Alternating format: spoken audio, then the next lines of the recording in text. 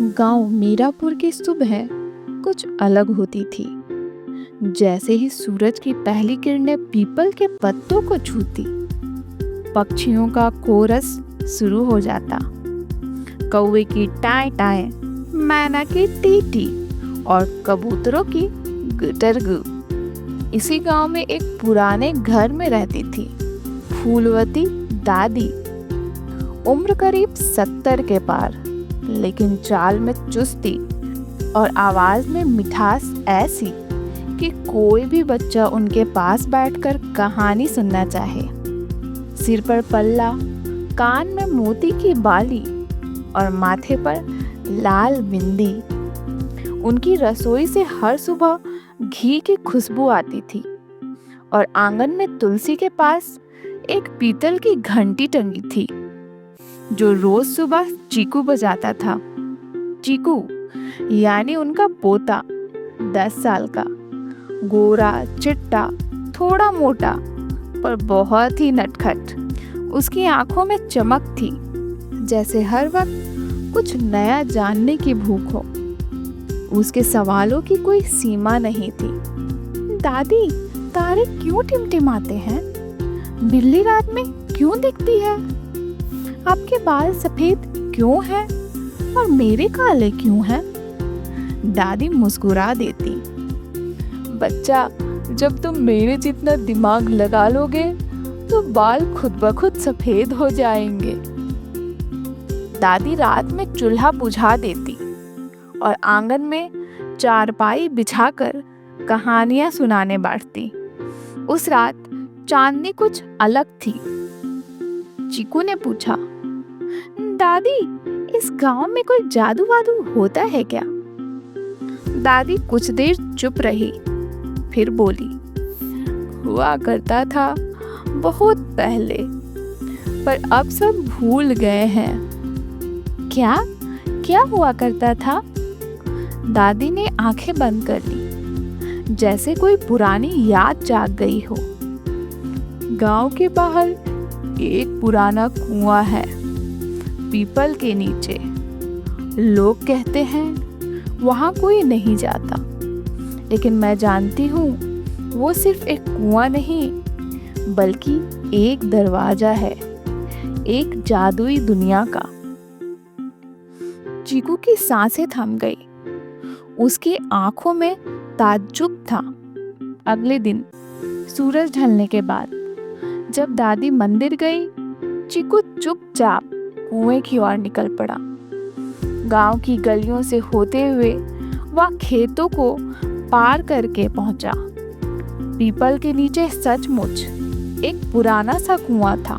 उसके दीवारों पर काई जमी थी और बीच बीच में कुछ चमकता हुआ दिखता था। चीकू ने झांका।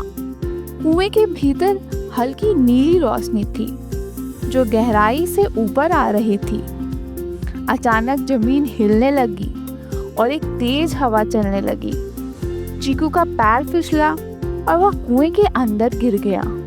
चीकू की आंखें खुली तो उसने खुद को एक हरे नीले रंग की धरती पर पाया। आसमान में तारे दिन में ही चमक रहे थे और पेड़ अपने आप चल रहे थे। एक बिल्ली इंसानों की भाषा में बोलती हुई उसके पास आई। नमस्ते छोटे राजा, तुम्हारा इंतजार था। चीकू डर भी गया और उत्साहित भी हो गया। तुम कौन हो? मैं हूँ बूंदी, इस जादुई दुनिया की पहरेदार बिल्ली। बूंदी ने बताया कि ये दुनिया अब संकट में है। एक काला साया धीरे धीरे सब कुछ निगल रहा है। उसे हराने के लिए चाबी वाला तारा चाहिए, जो सिर्फ उस बच्चे को दिखता है जिसके मन में ना डर हो ना लालच। बूंदी चीकू को लेकर बुजुर्ग बबूल के पास गई, एक विशाल पेड़ जो बोल सकता था। उसने चीकू को 3 परीक्षाओं से गुजरने को कहा, साहस, करुणा और सच्चाई की। पहली परीक्षा में चीकू को एक घायल खरगोश को बचाना था, जबकि सामने से एक डरावना अजगर आ रहा था। दूसरी परीक्षा में उसे झूठ बोलने वाले पक्षी को क्षमा करना था। तीसरी में एक दर्पण ने उसकी सच्चाई दिखाई, जहां उसने अपनी गलती मानी कि वह बिना दादी को बताए कुएं में आया। इन तीनों में सफल होकर आकाश में एक तारा चमका, वही चाबी वाला तारा। चीकू ने जैसे ही तारा पकड़ा, सामने काला साया प्रकट हो गया। वो धुएं जैसा एक जीव था जो सबको अंधकार में बदल देता था। चीकू डर गया। तभी हवाओं में चूड़ियों की खनक हुई और वहां आई दादी। लेकिन ये वही दादी नहीं थी। उनके हाथ में जादुई लाठी थी, बाल खुले, आंखों में तेज रोशनी।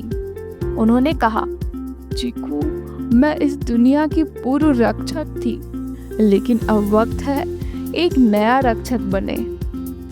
चीकू ने साहस जुटाया, तारा को सामने रखा और कहा, मैं डरता नहीं, मैं यहाँ सबको बचाने आया हूँ। तारा की रोशनी काली छाया पर पड़ी और वह गायब हो गई। पूरी दुनिया फिर से रंगीन हो गई। दादी ने चीकू को गले लगाया और कहा, अब तुम सिर्फ मेरे पोते नहीं हो, इस दुनिया के रक्षक भी हो। अगली सुबह चीकू की आंखें अपने बिस्तर पर खुली। सब कुछ सामान्य लग रहा था, लेकिन जब उसने दादी की आंखों में देखा, वहां वही चमक थी और उनकी चूड़ियों में एक चाबी जैसा तारा छलक रहा था। चीकू मुस्कुराया, दादी, क्या आप मुझे आज रात एक और कहानी सुनाएंगी? दादी हंस दी, कहानी नहीं बेटा, आज से तो तेरा सफर शुरू हुआ है।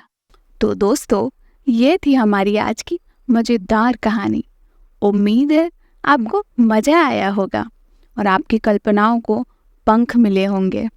अगर आपको यह कहानी पसंद आई हो तो इस वीडियो को लाइक करना ना भूलें और हाँ, अपने दोस्तों के साथ शेयर करें ताकि वो भी इस रोमांच का हिस्सा बन सकें।